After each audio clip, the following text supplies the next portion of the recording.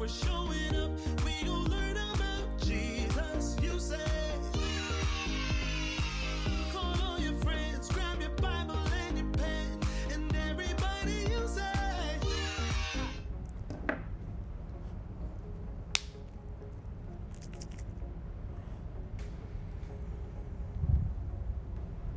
Oh, hi guys! Welcome back to another episode of Harvest Kids TV. There's just something so enchanting about all these different types of light sources. For example, check out this flashlight. I mean, it has so many different levels. Oh, how in the world does it do that? Oh, and what about this headlight? It can be either a steady light or it can give off a strobe. Even more enchanting of all these lights are these colorful glow sticks. All month we have been talking about something so enchanting, and that is kindness. Do you remember what our definition of kindness is? Let's all read it together. Kindness is showing others that they are valuable by how you treat them. The Bible says in Luke 6 verse 31, do to others as you want them to do to you. Do you know that the most enchanting light source of all is having the light of Jesus in our lives? And when we have His light in our lives, we can have kindness. As always, we begin today's lesson with our Kids Electric segment for students in grades 1 through 6, followed by Harvest Adventures for our preschoolers. Make sure to listen closely because you don't want to miss out on any part of our amazing story or the super cool fun happening in Kids in Action. So, why don't you check out Kids in Action, and I'll see you when you get back. Welcome back to Kids in Action, where every experiment sparks excitement and every object lesson brings the Bible to life. It's time to unleash the power of faith in action with Kids in Action.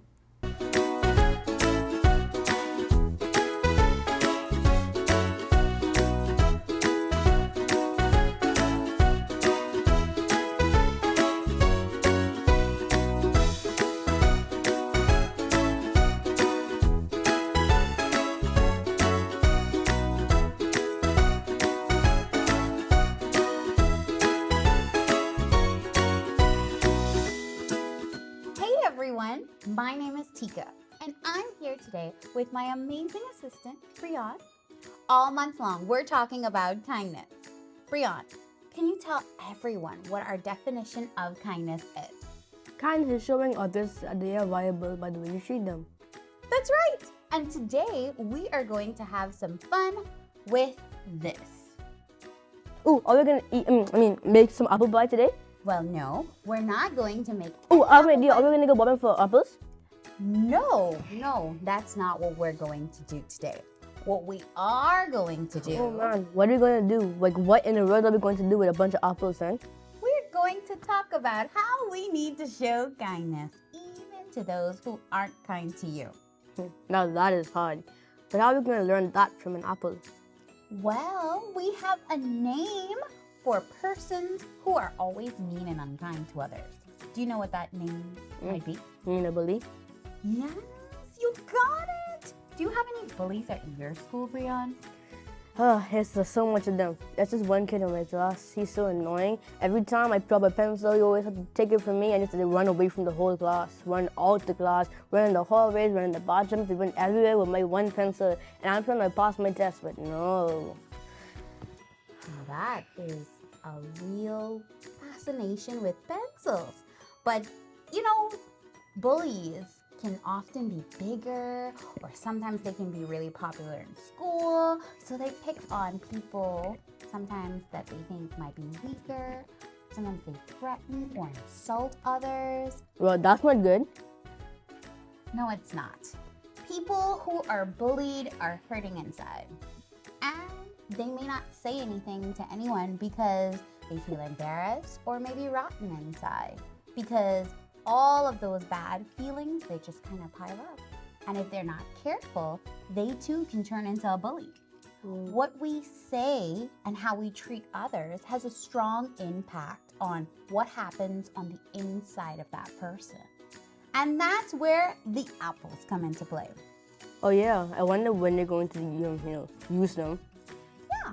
So, look at these two apples. Can you tell them apart? They look pretty similar to me. Yeah. Well, what we're going to do today is mistreat this apple and say some pretty unkind things to it. And every time I say something unkind, I want you to drop the apple on the table, like this. Okay. Ready? I hate you, apple. I never really liked apple. You're a terrible apple. Why were you even grown? Wow, if I was an apple, I'd be pretty mad. I would be too. Now, this other apple, we're going to be nice and kind to it. And every time I say something kind to this apple, I want you to gently pet it. You're gonna set it down on the table and just gently pet it. Oh, you're a beautiful apple. You're so special, and you have seeds, and you're gonna go on and do great things. Make new apple trees. That's pretty nice. I'd feel so much better if someone said that to me. Now, let's wait a while and look at them again. Now, can you tell them apart just by looking at them? No, they look the same. Well, they may be a little similar on the outside. They might look the same. But let's see what's happening on the inside. Let's start with the kind apple first. So I'm gonna cut it. You can help me by showing it to the nice people. Thank you, thank you. Okay, so I'm gonna hold it and then you can show them what the inside looks like. Okay, hold it up. Let them see it. That's pretty fresh. Looks nice. You see the star? Okay, now let's try this one. Yeah. That looks so good. Can I borrow one of those? That does not look so good. It's really hard to tell by just looking at them on the outside. Right, Brian? If you're the one who's being bullied, you need to remember what God says about you. And as hard as it might be, with the help of the Holy Spirit, you can still be kind to people who aren't kind to you. That's how we spread God's love to bullies in this world. That's true. Because if we treat them, how they treat us, then we might become bullied too. And God doesn't want us to be like that. Exactly. So let's check out our Bible story for today. Bye. Bye. Can I eat this? Oh, thanks. That's really good. All month long, we have been talking about kindness, showing others they are valuable by how you treat them. We learned that we need to be kind to others because God is kind to us. We learned that we need to be kind to our family and friends. And just last week, we learned that we need to be kind to people who are overlooked. Today, we're going to take a look at how Jesus had a way of raising the bar for how people treated other people. One particular time he did, that was during a talk he gave that was called the Sermon on the Mount.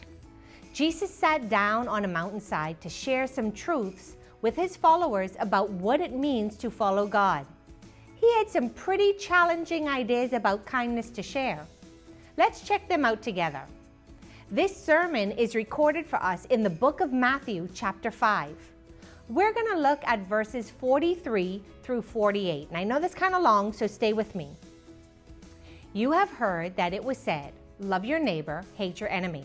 But here is what I tell you. Love your enemies. Pray for those who hurt you. Then you will be children of your Father who is in heaven. He causes his sun to shine on evil people and good people. He sends rain on those who do right and those who don't. If you love those who love you, what reward will you get? Even the tax collectors do that. If you greet only your own people, what more are you doing than others? Even people who are ungodly do that. So be perfect, just as your Father in heaven is perfect. Jesus' words are powerful, but how do we do that? Let's think through some situations we might face and see how we should respond with kindness. Listen to scenario number 1. Maya was swinging on the playground and laughing with her friend when Peyton walked up and demanded she get off the swing.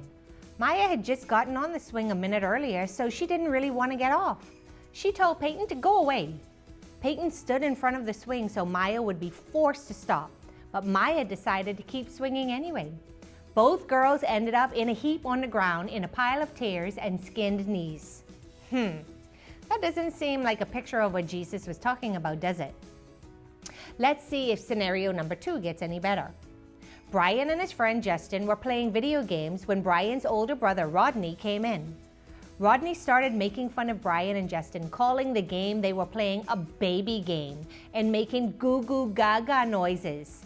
They tried to ignore him, but finally Brian had had enough and he turned and yelled mean words at his brother. Then their mom walked in and all the games were over. Yikes. It sounds like Brian's about to get in trouble. He should probably have listened to what Jesus had said, huh? I've got one more scenario for you. Scenario number 3. Aaron was so excited about the start of a baseball season. His first game was today, and they were already facing one of the best teams in the league. Right after he took his place in right field, he was surprised when the first ball came straight toward him. He ran, glove open, and just then the sun peeked out from behind some clouds and Aaron closed his eyes. He missed the ball. When his team finally got 3 outs and ran in, a kid on the opposing team called Aaron a bad word, making fun of Aaron for missing the ball. Aaron was so mad that when the kid got up to bat the next time, Aaron started yelling a mean chant. Before he knew it, Aaron was thrown out of the game and had to sit with his parents while he watched his team play. Ouch. I'm positive that's not what Jesus had in mind when he talked about loving our enemies. Let's look again at what he had to say about situations like these. Here's what Jesus said. You have heard that it was said, love your neighbor, hate your enemy. But here is what I tell you, love your enemies. Pray for those who hurt you. Then you will be children of your Father who is in heaven. He causes his sun to shine on evil people and good people. He sends rain on those who do right and those who don't. If you love those who love you, what reward will you get? Even the tax collectors do that. If you greet only your own people, what more are you doing than others? Even people who are ungodly do that. So be perfect, just as your Father in heaven is perfect. Jesus was basically saying, hey, it's easy to love people who are kind and loving to you, but what about those people who are mean to you? What about people who hurt you? Well, you need to be kind to them too. And when you do, you will be proving you are a child of God. And you'll be shining God's love to the world, including the person who hurt you, and to everyone around you who sees you being kind. I think it's time for a little rewind on our scenarios. I've got this reset button here, and I'm going to reread the situations I shared earlier. When you hear me get to a part where you think we should reset and do it over again with kindness, yell for me to hit the button. Then you can all yell out what you think the kind response would be, and I'm going to try and decipher what you say, okay? Here we go. Maya was swinging on the playground and laughing with her friend when Peyton walked up and demanded she get off the swing. Maya had just gotten on the swing a minute earlier, so she didn't really want to get off. Okay. I heard you loud and clear. Now, those were some great examples. Here's what I heard from you. Maya can ask Peyton to give her another minute on the swing. Maya can stop swinging so she doesn't hit Peyton, but then ask Peyton to move and let her have a little more time. If Peyton still doesn't move, Maya should move on and find somewhere else to play. She can even shower Peyton with kindness by telling Peyton she hopes she has fun on the swing. Those are pretty good ideas. I'm impressed. Let's see about our second situation.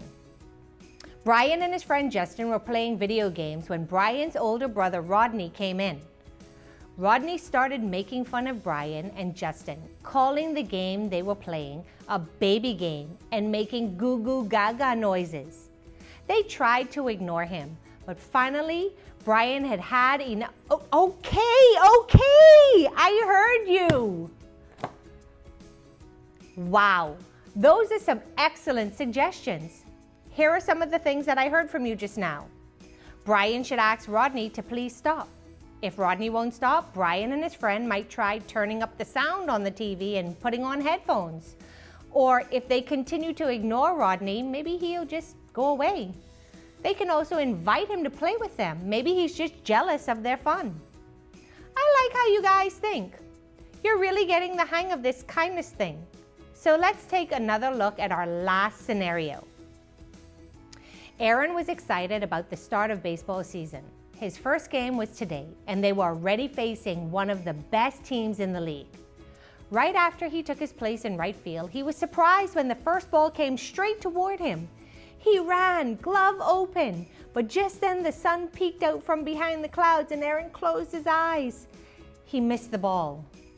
When his team finally got 3 outs and ran in, a kid on the opposing team called Aaron a bad word, making fun of Aaron for missing the ball. I got it, okay, wow. You really wanted me to hit this button at that point, huh? So, I got it. Those are very good suggestions. Here's what I heard. Aaron should try to ignore the kid. He can show the kid God's love by cheering him on when it's his turn to bat. After the game, he could even give the kid a high five and say, "Good game."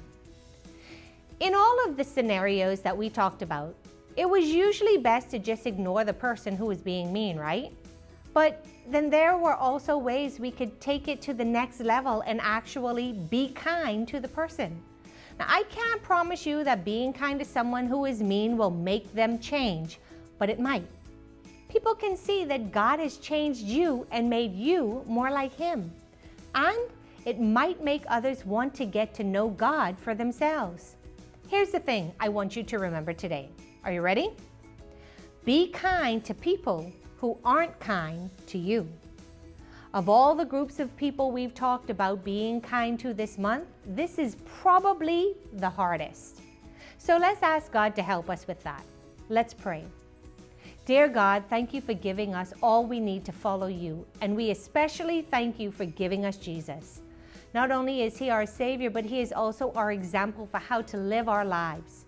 We want to show love to everyone like He did and be kind to people who aren't kind to us. Please help us do that. Help us to know when to walk away, when to stand up, and how to always respond with kindness in a way that keeps us safe. We know all of this is possible with your help. So we ask these things in Jesus' name. Amen. Good morning, boys and girls. Welcome to another Sunday where we get to learn more about God's Word. This month, we are talking about kindness. Do you remember what kindness is? Kindness is showing others that they are valuable by how you treat them. We have been learning so much this month. I am so excited to hear more about kindness today. Are you ready to dive into our lesson? Great, let's get started. A crowd of people had come to see Jesus. Jesus climbed the mountain and sat down. He wanted to teach the people how they could live to please God. Jesus said, "Love your neighbors and pray for people who don't like you." When we love others, we please God. Jesus said, "Help others and don't brag about what you are doing or how much you are helping." Helping others pleases God, and God helps us too. Jesus said, when you pray, don't show off. Go where you can talk to God by yourself. We can pray to God anywhere. We can tell God anything we are thinking. God hears us. Our prayers please God. Jesus said, God gives the birds and the flowers everything they need. God cares for you too. When we trust God to give us what we need, we please God. Then Jesus said, treat others the way you want them to treat you. God wants us to love and treat everyone right. When we do what Jesus taught, we please God. Wow, that's a lot for us to learn. Let's see how much you remember. What did Jesus say we should do for people who don't like us? That's correct. We should pray for and love them. When we help someone, who should we brag to? Correct. We shouldn't brag to anyone. When you want to talk to God, what can you tell him? You guys are so smart. We can talk to God about anything. God takes care of us and gives us what we need. What else did Jesus say God cares for? That's right, the birds and flowers. How should we treat others? You guys are really smart. We should treat others like we want to be treated. Our bottom line today is be kind to people who aren't kind to you. That means we should love our enemies. That is people who don't like us. I know it's not easy, but if we are to follow God's word and his plan for our lives, we need to be kind to our enemies. We learned a whole lot today. Let's talk to God now. Dear God, help us to learn how to please you. We want to obey you because we love you. In Jesus' name, amen. It's memory verse time! Yeah! Do unto others as you would have them do unto you. Luke 6:31.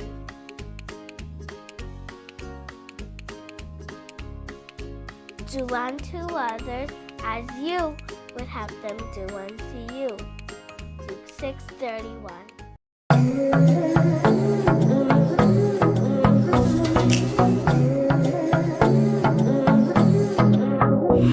Got a rhythm in my heart and in my soul. Got a reason for this joy I can't control. I wanna sing, I wanna dance, and give everyone a chance to hear about this endless love I know. Oh, what you give to me is not for me to keep, it's for the world to see your love. Every day you're giving me your kindness. Every day you're giving me your love. Oh, with every single breath I am reminded that what you give is more than enough.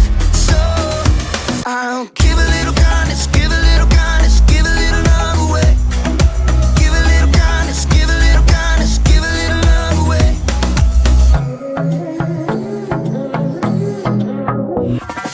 Yeah, you make me shine, you make me glow.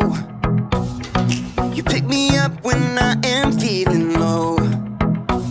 I wanna sing, I wanna dance, and give everyone a chance to hear about this endless love I know.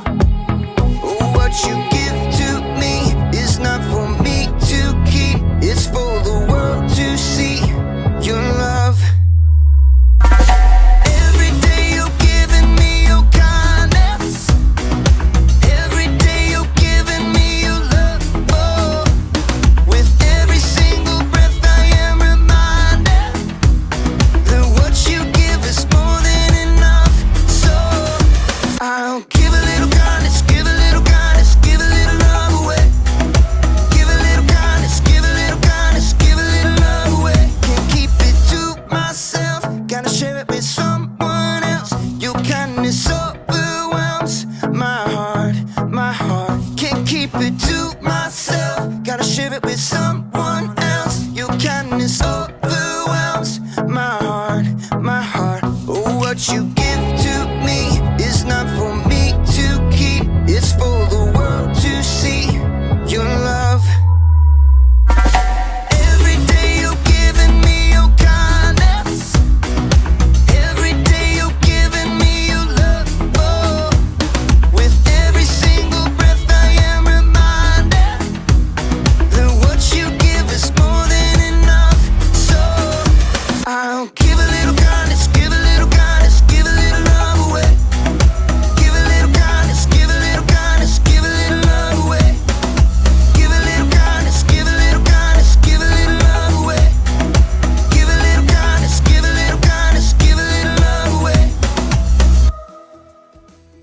going to be times in your life when people are not going to be kind to you. That's just a fact.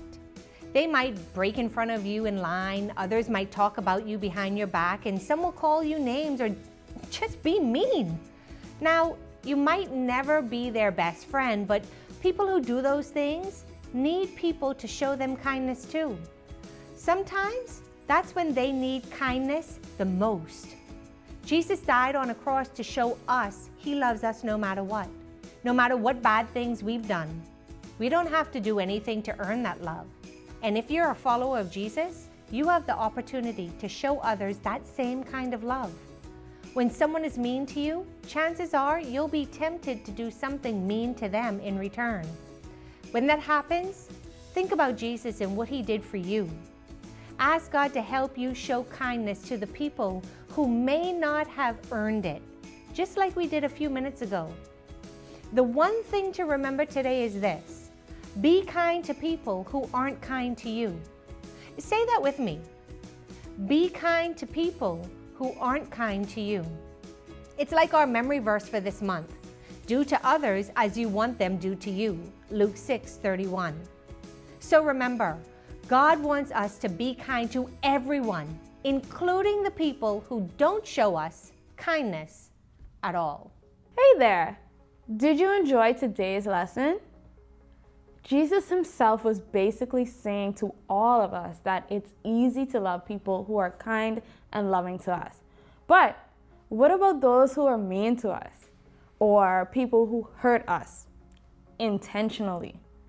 Based on all that Jesus said in our story today, we need to be kind to them too.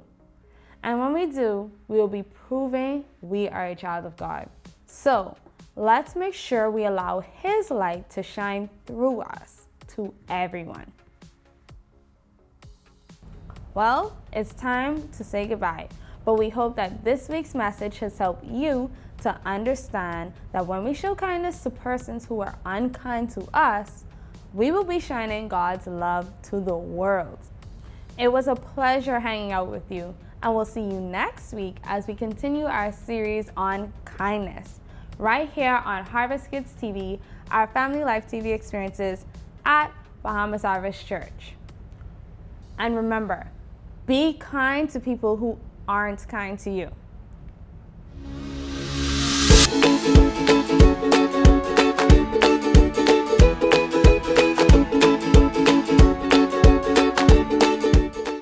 Parents, how many of you would agree that parenting is not meant to be done in isolation? I mean, come on, we don't live in a vacuum. One of the greatest ways we can impact the lives of our children is to become intentional about parenting with other adults who can also have an influence with our child. Am I suggesting that we allow just any adult to have influence in their lives? Absolutely not. This is why we have to be intentional and strategic. We need to understand that we can have a much greater impact on our children when we combine two separate influences, the light from a faith community and the heart of a caring family. Teachers, coaches, pastors, and even friends will come and go and impact the lives of our children, but our influence as parents will be permanent. There will be times that our children don't want to talk to us and will confide in another adult. So we need to make sure that that other adult is someone we strategically placed in their lives. We are to always keep in mind that we are not fighting against our children or the other influences, but we are fighting for their heart. So it is imperative that we create a culture of unconditional love in the home that fuels emotional and moral health. The reality is that parenting is hard and family gets messy. So I ask you, who will you reach out today to help you on this parenting journey?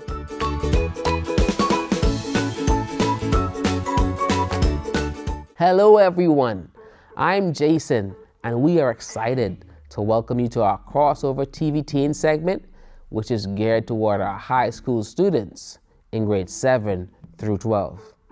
Here on Crossover TV, we talk about things that concern you.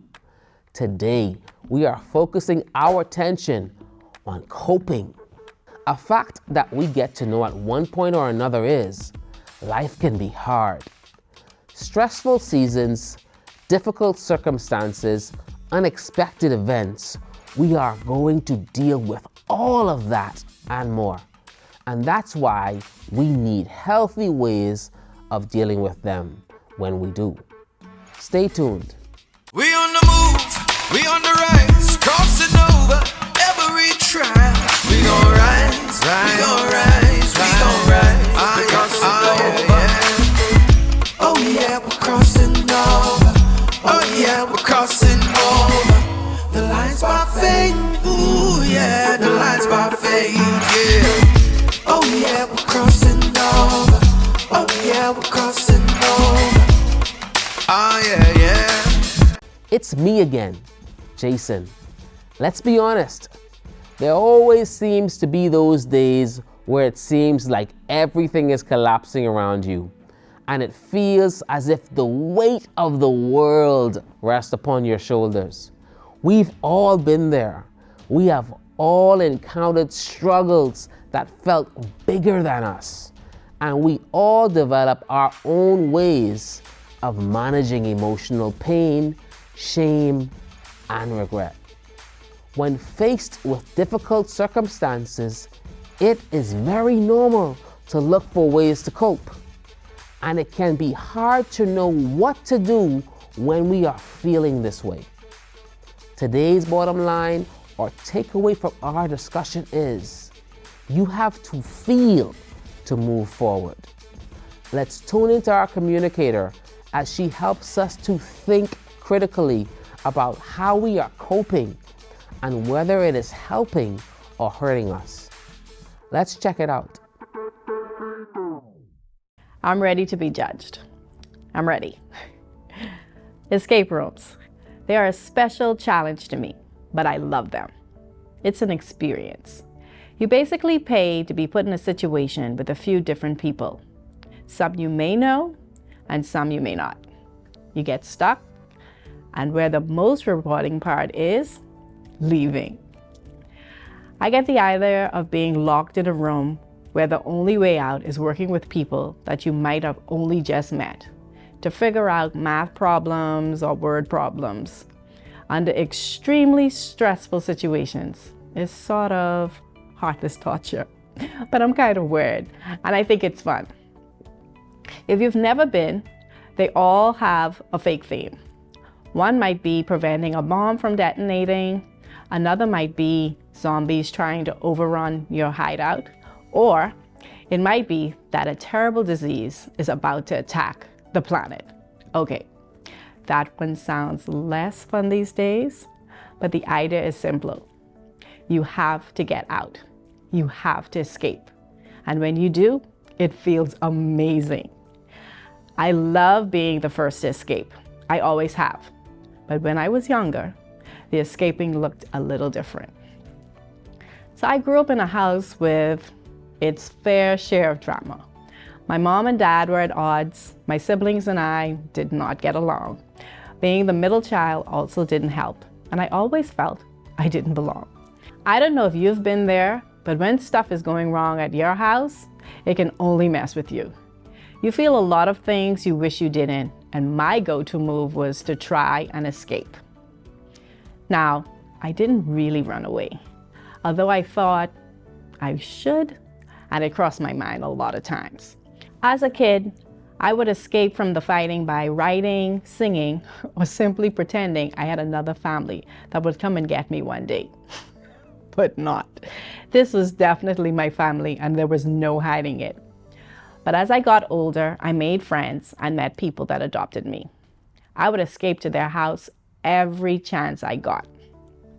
On Fridays, I would have my bag packed to spend the weekend at their houses all day long.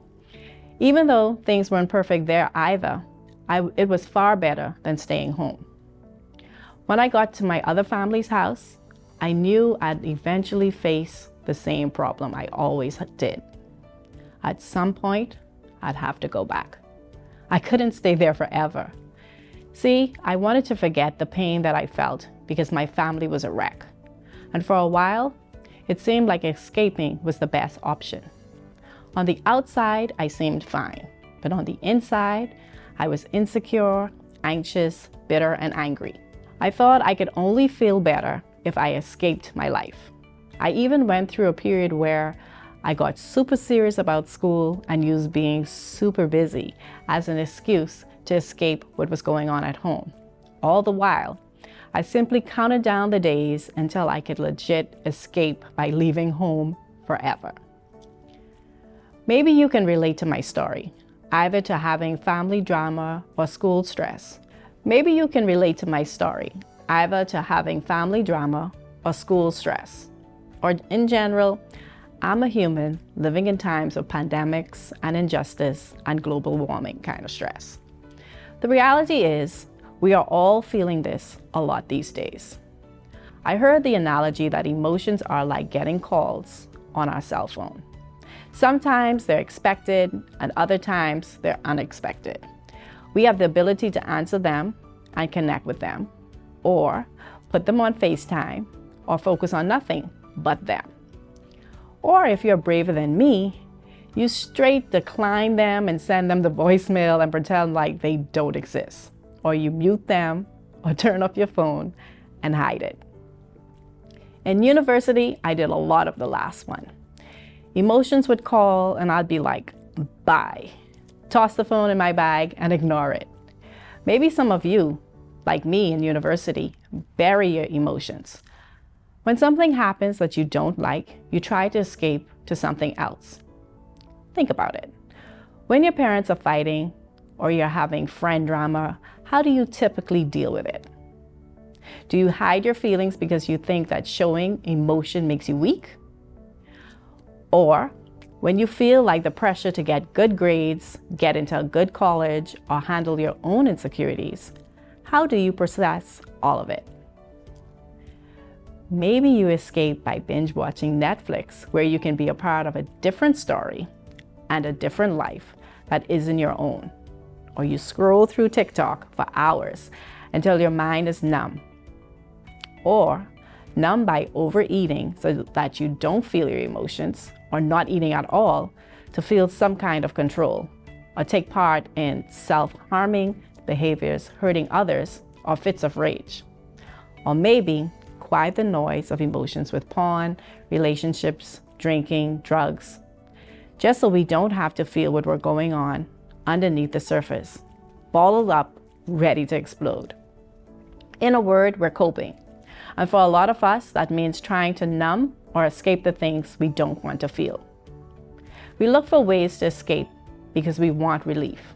The problem is, sometimes, what we do for relief ends up creating more stress. Why? Because ignoring doesn't make something disappear. You know that already. You have experienced it. That's why today, I want to share with you something that might actually be helpful. It's been helpful to me.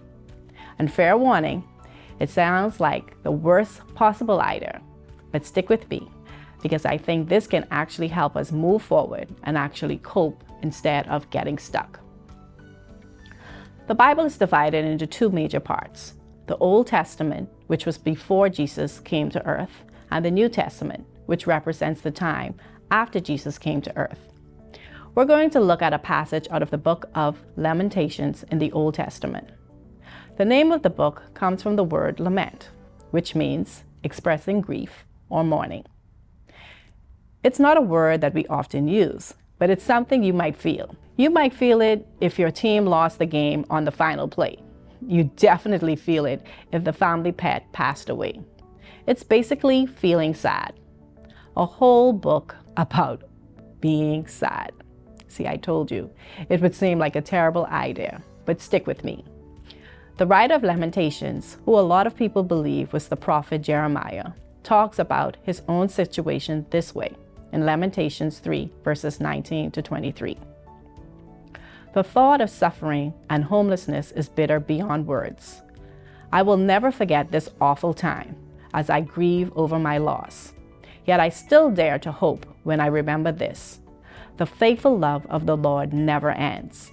His mercies never cease. Great is his faithfulness. His mercies begin afresh each morning. Clearly, Jeremiah is going through it. He says that he is bitter beyond words. We all get that. Go ahead, just think about something that has made you bitter beyond words. You've been there, right? So he's hurting. It's so bad that he says he will never forget what he is feeling. This is important to pay attention to. Jeremiah doesn't downplay what's going on. He doesn't avoid it, drink it away, pretend it away, or sugarcoat what he's dealing with. He writes out his reality, as painful and real as it is.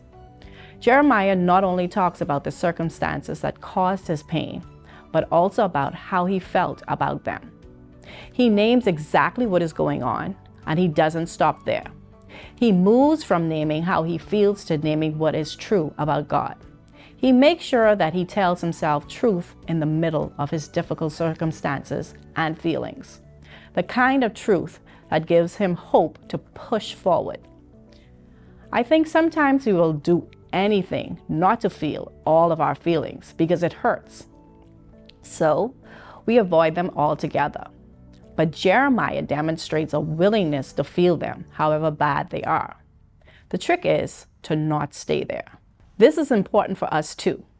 In order to fully feel hope, we need to fully feel our other emotions, however painful they may be. So how did Jeremiah find the strength and courage to feel his difficult emotions? Because of what he says at the end of this verse, the faithful love of the Lord never ends. His mercies never cease. Great is his faithfulness. His mercies begin afresh each morning. Did you catch that? Jeremiah recognizes there's a new start. Every morning, we get a fresh dose of hope, love, and promise from God. That's how we cope, with fresh hope from God. God's love, faithfulness, and compassion allow us to cope with every negative experience or feeling we have. We can't escape the pain without escaping the good stuff on the other side. His faithfulness doesn't change. It's new every morning. So when our pain is new, so is God's love. When our hurt is fresh, so is God's faithfulness. Because of God, we can handle whatever is causing our pain. That doesn't mean you should never watch Netflix if you're sad, or have an ice cream as you calm down. It just means that those things don't fix anything. If we want to get through them and not just around them, we have to feel them, knowing there is hope on the other side. Netflix can heal our pain. Drinking won't make the difficulty go away. Staying up all night won't fix the problem. They will help us escape temporarily, but they won't help us heal. And we need to heal. If you want to heal, we need to do what Jeremiah did. 1, lament. Lamenting is just naming our difficulties, saying how we feel about it, refusing to act like it's no big deal. When you lament, be specific. Say them out loud or write them down. And maybe most importantly, say them to God. Your Heavenly Father wants to hear, especially when you're hurting. He's not mad if you say, "Hey, this is awful," or "I'm bitter beyond words." You can be honest with Him. 2, name the hope. Understand that in the midst of your circumstances and feelings, there's still hope. A bad day, a bad moment, a bad couple of weeks does not equal a bad life. God always meets us on the other side. Just like we're specific about our pain, we need to name specifically what's true and where our hope is, and name it over and over and over. This is how we can begin to heal our hurts instead of trying to escape them. As we do this, it's hard work, but here's what we realize. You have to feel to move forward. I want you to take a few minutes and think about how you avoid feeling. What you are using to turn off and turn down your feelings. Is it social media, video games, sleeping, eating, or not eating? It isn't that these things in and of themselves are bad. It's that they are being used to do something that they weren't meant to do. Keep us from dealing with reality. When these things are used the wrong way, they'll never accomplish what we want them to. Or maybe you find yourself engaging in self-harm, drinking, smoking, vaping, pornography, or some other thing that only you know about.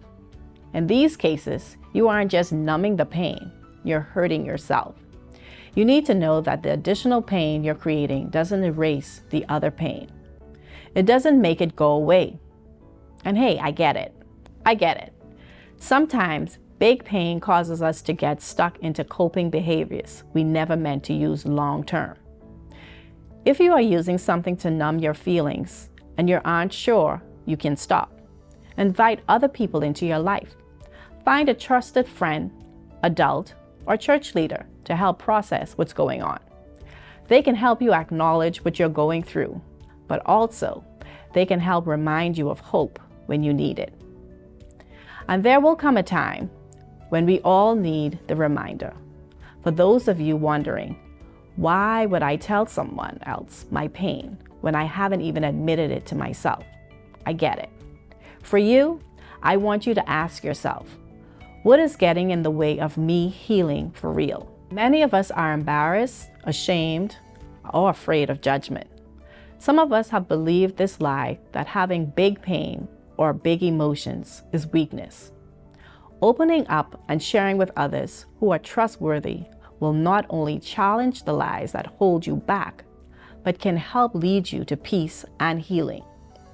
If you aren't quite ready to say it out loud, I would encourage you to write it down. Then, when you're ready, share them with someone else and let them help you figure it out. No one should deal with the hurt from life alone. We all need each other. So, if you aren't sure who to talk to, we encourage you to start with your church leader. You don't even have to look them in the eye. Just text them 1 or 2 words, letting them know you're up for a conversation. They won't make it weird, and you'll be glad you did. I believe that we can't escape what we feel.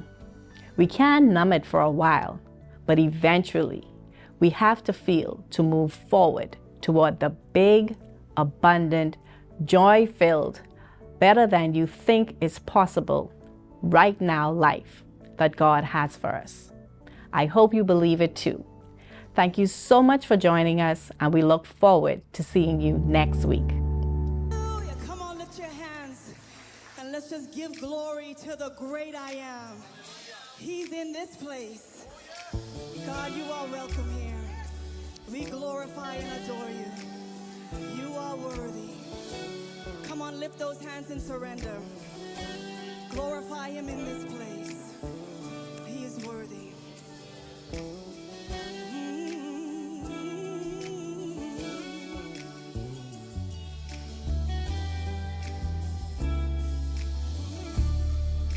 I want to be close, close to your side, where heaven is real and death is a lie.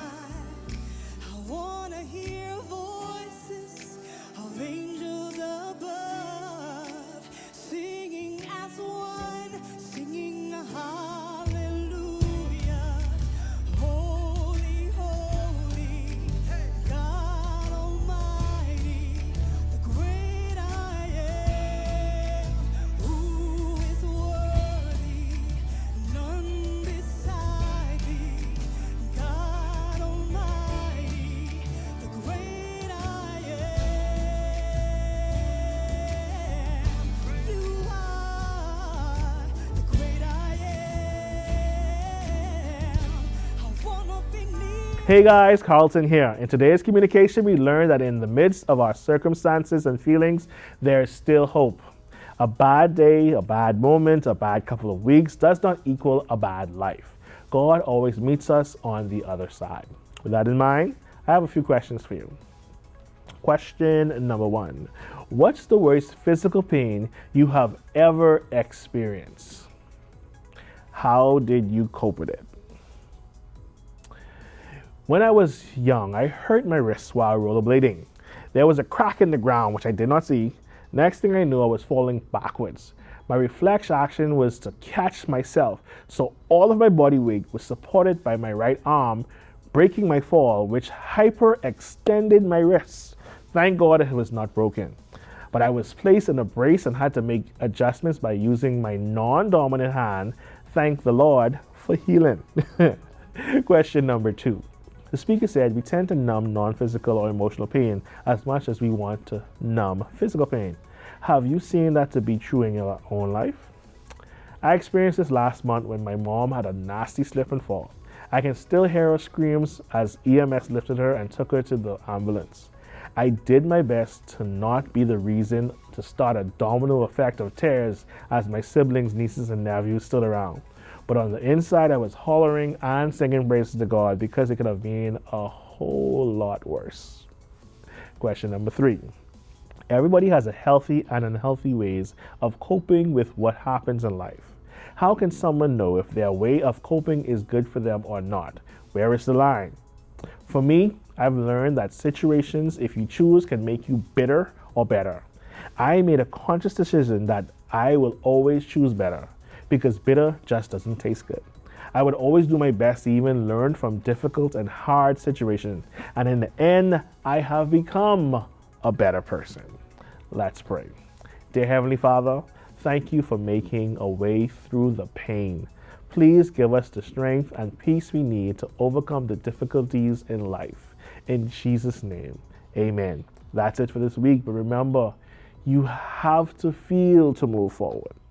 Today, our communicator encouraged us to feel our pain, but not to get stuck in our pain. Sometimes we will do anything to not feel our feelings because it hurts. So we avoid them altogether. But when we recognize that every morning, every single morning, we get a fresh dose of hope. Every morning, we get a fresh dose of love. And every morning, we get a fresh dose of promise from God. We can cope. God's love, faithfulness, and compassion allows us to cope with every negative experience or feeling we have. So, here are some helpful tips for you to consider. 1, be specific when you lament. Say how you feel out loud or write them down. And maybe most importantly, say them to God. He wants to hear what is going on in your heart and in your mind, especially when you're hurting. 2, name the hope. Amid our circumstances and feelings, there is still hope. God always meets us on the other side.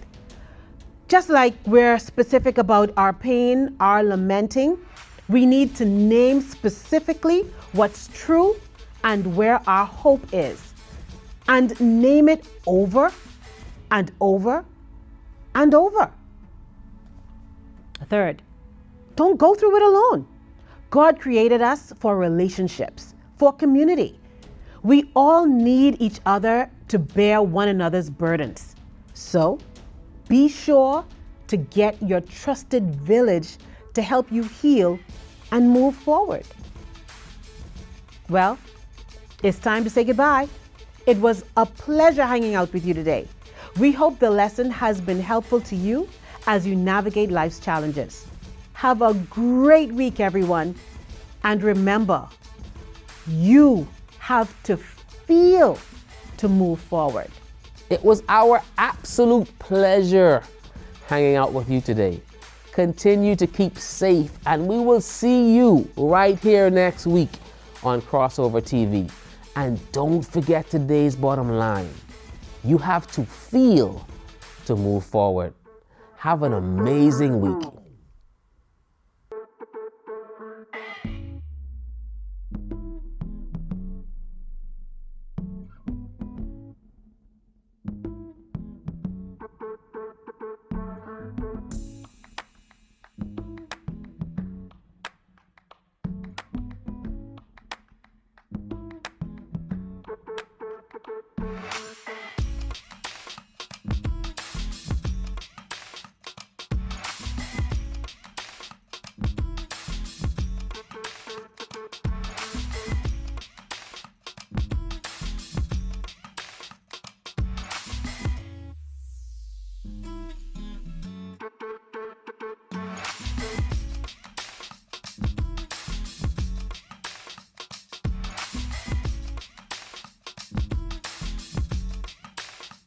Bahamas Harvest Church has many different Sunday service time options for your family. You can be sure to be greeted by bright, friendly faces as you go to the sanctuary for your service of choice. Children are escorted by their parents to our age-appropriate environments, which include Harvest Adventurers, that's for our nursery, toddlers, and kindergarten, Kids Electric for our grades 1 through 6, and our crossover junior environment for teenagers grades 7 to 9, and crossover seniors, which is designed for our teenagers of grades 10 to 12.